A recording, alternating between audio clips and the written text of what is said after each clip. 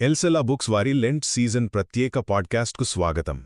ఈ ఎపిసోడ్లో పవిత్ర వారంలో చాలా కీలకమైన పస్కా ఘట్టం నేపథ్యాన్ని తీసుకుని అసలు దేవుడు మనల్ని విడిపించే విముక్తి ప్రదాత అనే అద్భుతమైన ఇతివృత్తాన్ని మనం చాలా క్లుప్తంగా సింపుల్గా ధ్యానిద్దాం. మొదటిది పస్కా మరియు రక్షణ. అసలు పస్కా అంటే ఏమిటి? ప్రాచీన ఐగుప్తులో ఫరోకు వ్యతిరేకంగా వచ్చిన భయంకరమైన తెగుళ్ల నుండి దేవుడు తన ప్రజలను, ముఖ్యంగా వాళ్ల తొలిచూలు పిల్లలను అద్భుతంగా కాపాడిన రాత్రే ఈ పస్కా. ఆ రాత్రి వారు అక్కడి నుండి బయలుదేరడానికి పూర్తిగా సిద్ధంగా ఉన్నారు.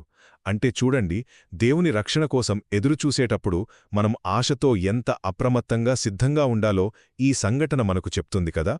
ఇక రెండవదిగా, దేవుడు తన వాగ్దానాన్ని ఎలా నెరవేర్చాడో గమనిద్దాం.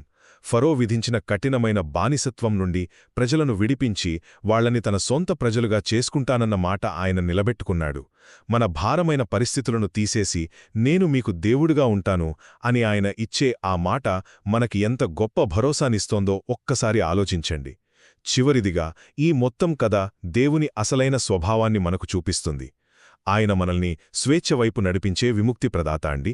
దేవుని ప్రేమ నుండి మనల్ని వేరుచేసే ప్రతి అడ్డంకి నుండి, చివరికి మరణం నుండి కూడా ఆయన మనకు స్వేచ్ఛను ప్రసాదిస్తాడు.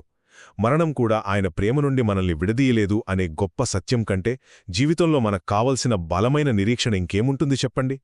ఒక్క మాటలో చెప్పాలంటే, దేవుడు మనల్ని విడిపించే రక్షకుడు అని ఆయన వాగ్దానాన్ని నమ్మితే ఏది, మరణం కూడా మనల్ని ఆయన నుండి వేరు చేయలేదని ఈ ఇతివృత్తం స్పష్టం చేస్తుంది.